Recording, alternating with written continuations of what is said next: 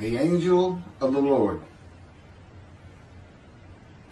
Rashi says in his introduction to Zechariah Chapter 1, the prophecy of Zechariah is extremely enigmatic because it contains visions resembling a dream that requires an interpretation. We cannot ascertain the truth of its interpretation until the teacher of righteousness comes. Nonetheless, I will put my heart to reconciling the verses one by one according to the interpretations that resemble it and follow the interpretation of Jonathan. This is God's test for the Jewish people, in particular the Jewish leaders. God's test of who the descendant of David is. The man described in Isaiah 53, the teacher of righteousness. That's who Rashi, known as one of the first rabbis to say that Isaiah 53 described the people, the Jewish people, as the patriarch Israel. Then here he is in Zechariah saying, we got to have to know the truth of at least chapter 1 of Zechariah, to know its truth, because we can't do it. And no Jewish man, religious, academic, commentator, or otherwise, has ever had the answer to this. And yet this video is going to give it to you. Why? I'm the teacher of righteousness. This is Zechariah chapter 1, verses 7 through 12. That's the preamble that Rashi leads into before he starts his commentary. And this is in Midrash form. That's where I take parts of a verse and interpret each in individual segments. Verse 7. On the 24th day of the 11th month of the second year of Darius, the month of Shebat, this word of the Lord came to the prophet Zechariah, son of Berechiah, son of Iddo. This word of the Lord. This verse continues with, in the night I had a vision, which is not a word of the Lord. The word of the Lord coming to Zechariah means the messenger of the words of God has come to Zechariah, who is the angel of God's presence, and the word of the Lord. Literally, that's his name. He has alighted upon Zechariah to bring a vision from God. Not a word, a vision. Verse 8. In the night I had a vision. I saw a man mounted on a bay horse standing among the myrtles in the deep, and behind him were bay, sorrel, and white horses. In the night I had a vision. There's a man on a horse standing in the myrtles. He is later referred to as the angel of the Lord, standing in the myrtles. The angel of the Lord alights upon and enters men, and my name, Hashem, is in him and can speak through the man. Zechariah has an angel with him who is his guide in the vision. The deep is like a valley Zechariah is looking down on, filled with myrtle trees, and then an open area below that is where the bay, sorrel, and white horses are. Verse 9. I asked, what are those, my Lord? And the angel who talked with me answered, I will let you know what they are. What are those, my Lord? Zechariah is not talking to the angel. That's an angel. It's not my Lord. Who answered, but who never lets him know what they are.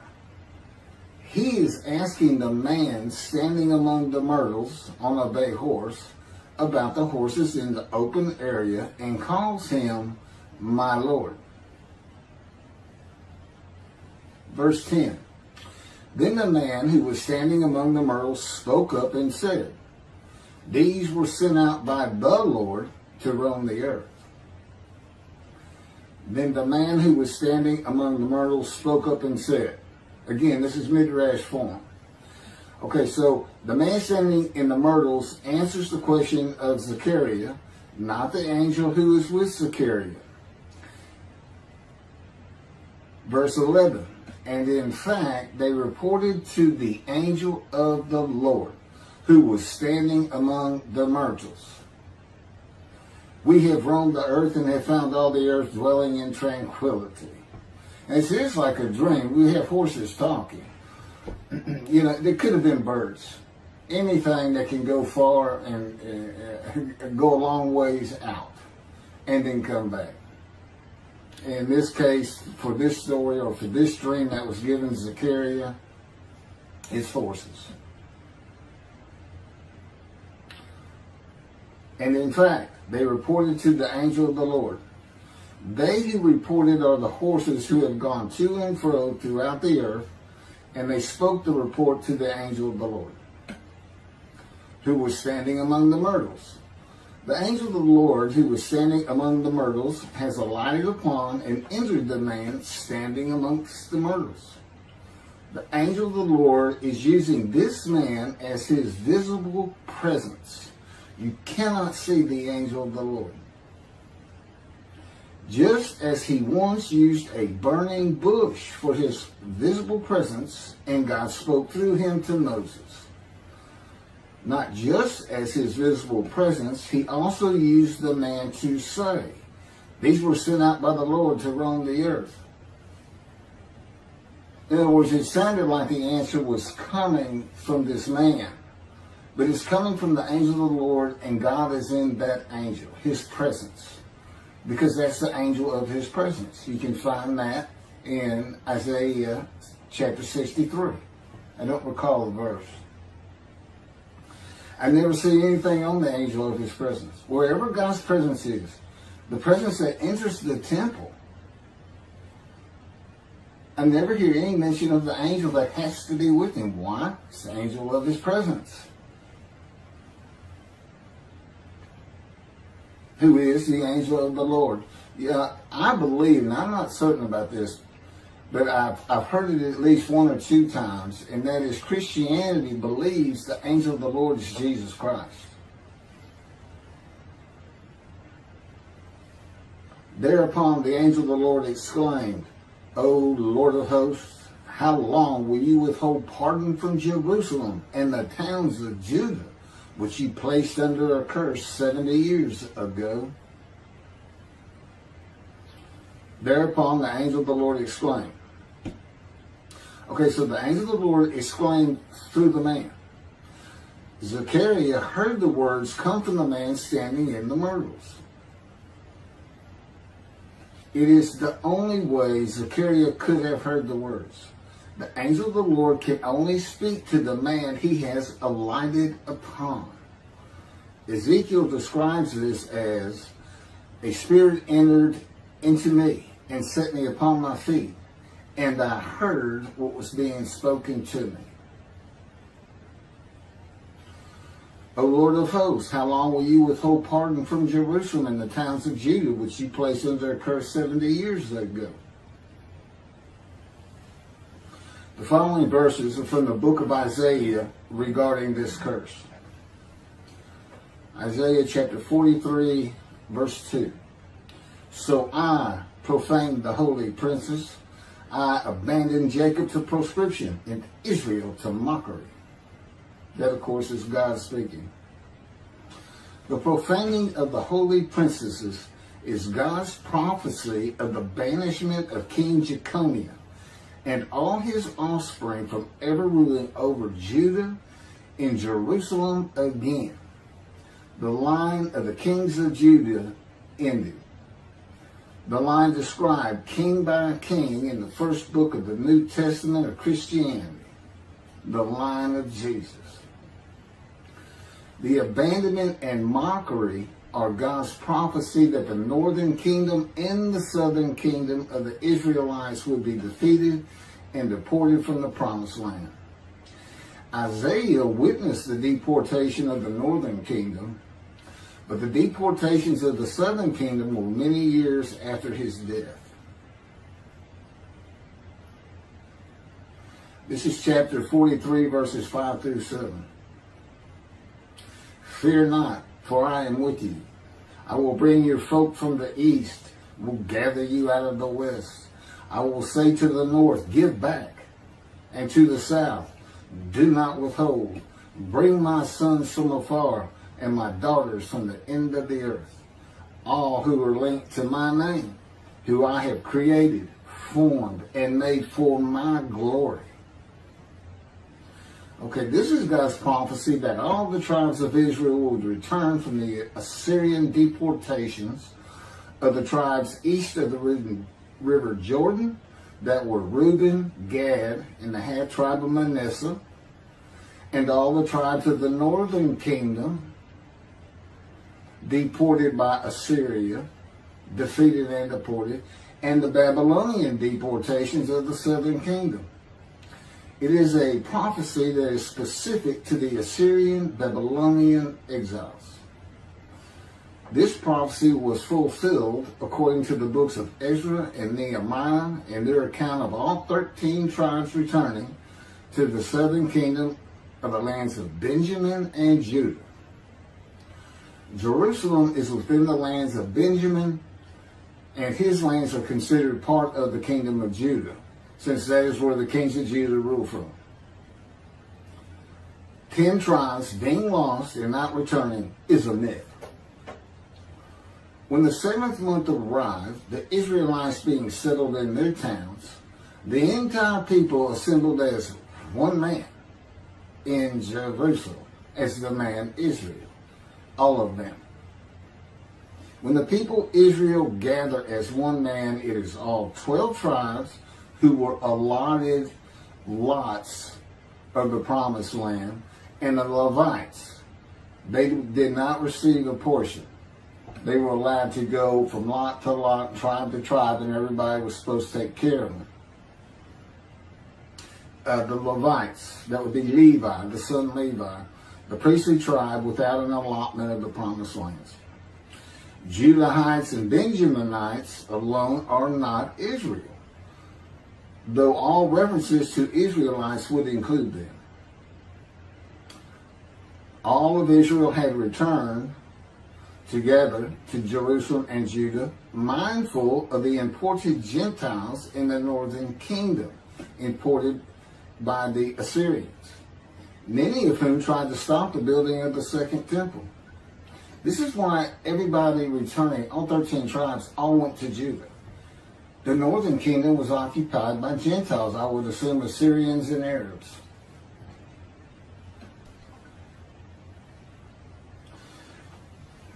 This is 1 Chronicles chapter 9, verses 2 and 3.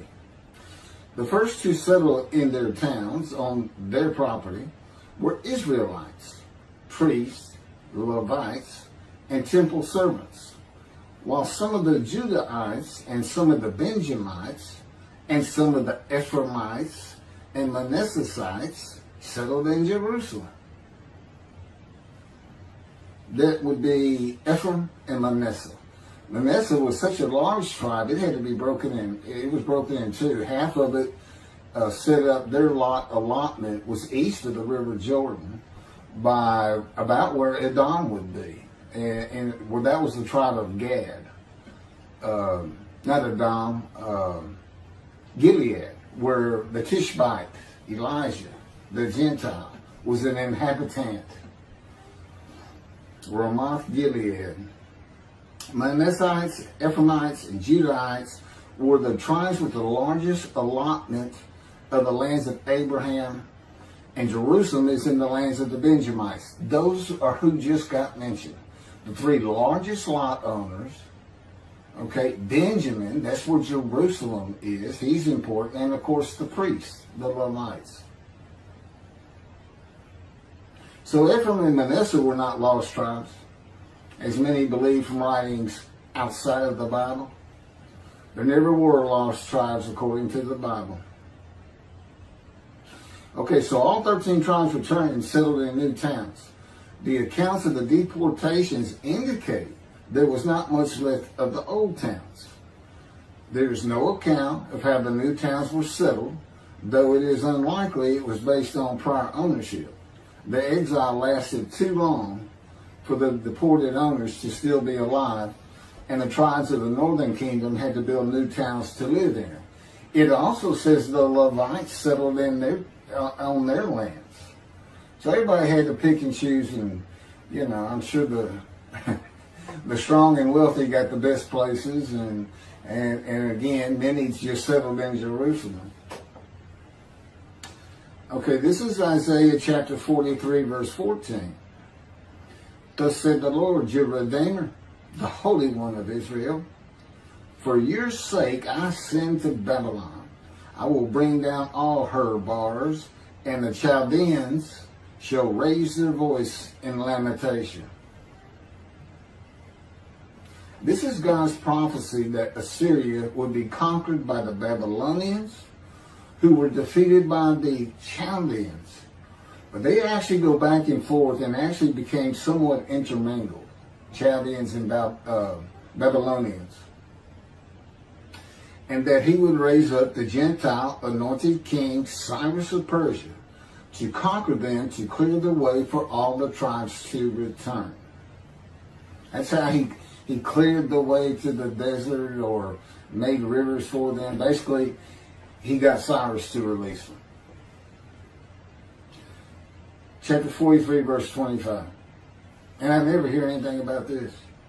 It is I who, for my own sake, wipe your transgressions away and remember your sins no more. Okay, this is God doing, and he says it's something new. I'm going to do something new for the Israelites. This story repeats with the new covenant that includes sin forgiveness of the Jewish people that arise with Elijah and the angel of the covenant after the exiles of the Roman dispersal return to the land of Israel in a time to come. That's from Jeremiah chapter 31. The Jewish people have returned from the Roman dispersal of them throughout the world, the diaspora, which means outside of the promised land, outside of Israel, to a land that lay desolate for more than 2,000 years until after the Holocaust, and they created the state of Israel in 1948. 70 years later, and that's funny too, because they talk about a curse of 70 years. That 70 years, I believe, just applies to the last of 3 deportations of Judah and the defeat by the Babylonians, because the northern kingdom had been defeated and deported long before that, and the first to be defeated and taken to the lands of Assyria was Gad, the half tribe of Manasseh, the lands east of the River Jordan. 70 years later, the land blooms again. Jerusalem has been rebuilt as a great city, larger than it was in ancient times, according to God's words in Jeremiah 31. The time to come to deliver the new covenant with sin forgiveness is here. That's very important for the interpretation of at least chapter 1 of Zechariah. That means the angel of the covenant that you desire of Malachi 3 is on his way, followed by God and the messenger Elijah. And when God's third temple is built, he will return to it suddenly. This is the day of the Lord. That's Malachi chapter 3. Now, Zechariah is in Jerusalem, and the construction on the second temple is about to begin. Isaiah has written God's words of sin forgiveness, which would have removed the curse long before this, when they were returning, when the remnant of the 13 tribes was returning. And the angel of the Lord proclaims, O Lord of hosts, How long will you withhold pardon from Jerusalem and the towns of Judah, which you placed under a curse 70 years ago? Okay, this vision of Zechariah and the words of the angel of the Lord through the man standing in the myrtles regarding the curse 70 years ago is to make Zechariah think and try to understand why the angel of the Lord would say this. From his perspective, the curse was lifted. He was back in Jerusalem with all the tribes preparing to build the second temple. The vision is for Zechariah to find out how and when the curse was lifted.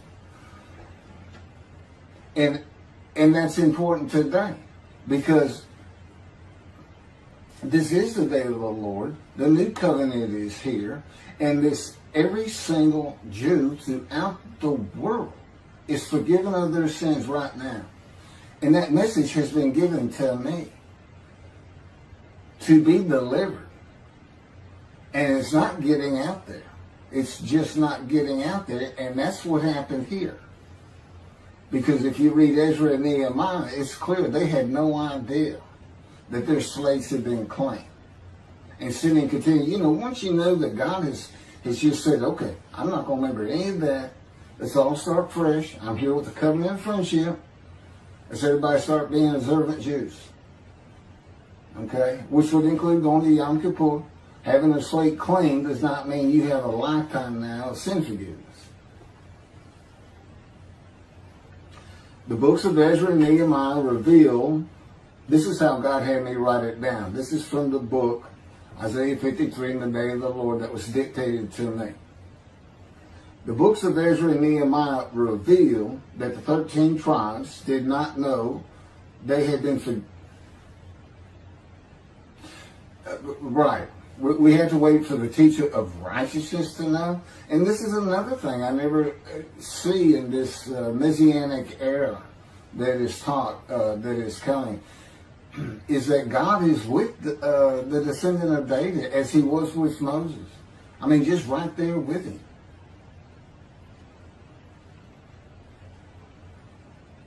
The books of Ezra and Nehemiah reveal that the 13 tribes did not know they had been forgiven of their sins to be a holy seed in the building of the second temple. If people know they have been forgiven and have a clean slate from past transgressions against God and his laws, they are more likely to stop their sinful ways and abide by his laws in the future. The scroll of Isaiah needs to be found and interpreted by Zechariah and the religious leaders so they will know of God's forgiveness of their sins. God will be returning before the temple is built. That would be the third temple, to test the devotion of his righteous servant and make him suitable for his purpose, which might prosper. That includes the building of the third temple. This would begin when his spirit alights upon the anointed one, Moshiach. His presence with his righteous servant will be necessary for the temple to be rebuilt. Islam will not freely hand over their third most holy site to Israel and abandon the Dome of the Rock Mosque, a mosque that sits on the Temple Mount purchased by King David for God, the most holy site of the Jewish people. With God is the angel of his presence who is already on the way. You want me to skip that? Okay, this has been covered in other videos more than once.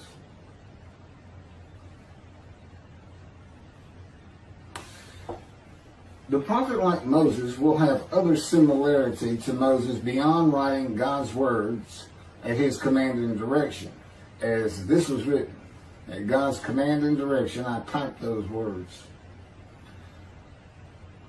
To the greatest degree possible for any human being, Moshe's identity and existence became one with the Creator. Now that's who you're looking for when you say the prophet like Moses. It's not Joshua. I've heard that one, which is, it says right there on that page, there's never been another prophet like Moses. Well, his attendant Joshua standing right there, if that's, anyway.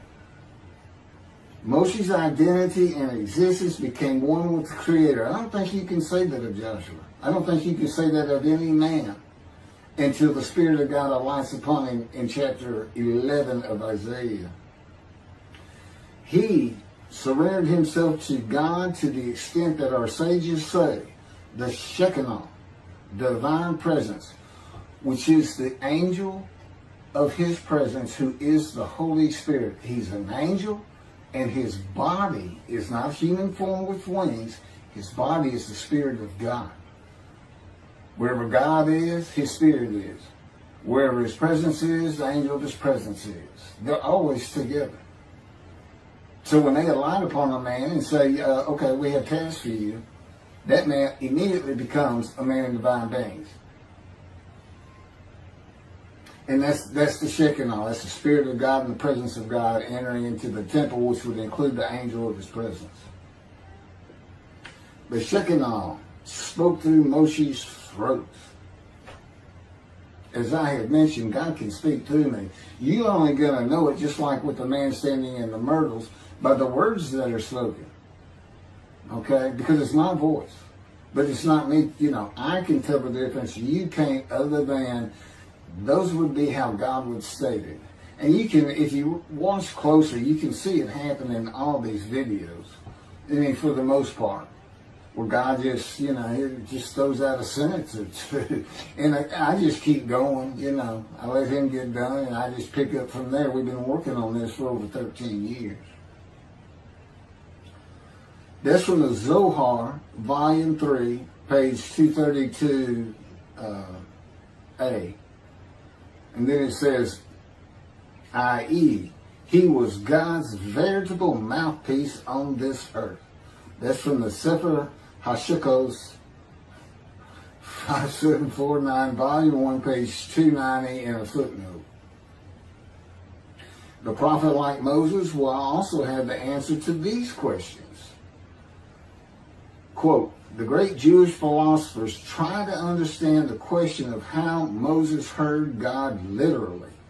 Some insisting that God spoke actual words and Moses heard them with his ears, while others suggest that God's speech was communicated silently to Moses' intellect and only uttered in sound by Moses himself. Maimonides, Rambam, even as he affirmed the communication between God and Moses as a fundamental Jewish belief, ultimately conceded the mysteriousness of that process. The entire Torah reached Moses from God in a manner which is figuratively described as speech, but no one has ever known how that took place except Moses himself, whom that speech reached. That's commentary on the Mishnah, Sanhedrin, Chapter 1. Well, I have the answers, and I've been telling you the answers. God is in his Spirit. Spirit enters into you, because we find it in Ezekiel. There's where God tells you. God was telling Ezekiel, Ezekiel, get up on your feet. Ezekiel says, at that very moment, a spirit entered into me, and I could hear the words of God. There it is. When he enters him. Now, he's not hearing that through his ears. There's the first question answered. It's not to your ears. And there is a silent knowing. That's what we call it, what God has taught me. Now, generally, I just hear words as though they came in through my ears and they're in my mind, as though my eyes and my ears had perceived. But he can put just knowledge into my mind without uttering a word. And it's kind of can be pointed out easiest with when he comes to a man, and like he came to Samuel, and Samuel just says, here I am. It's as though before he speaks to you, and this is what happened with me, he put in a knowledge in my mind that the God of creation was about to speak to me. And so when he did speak, it was as though he had always been there speaking to me. Not unlike how Adam would have felt.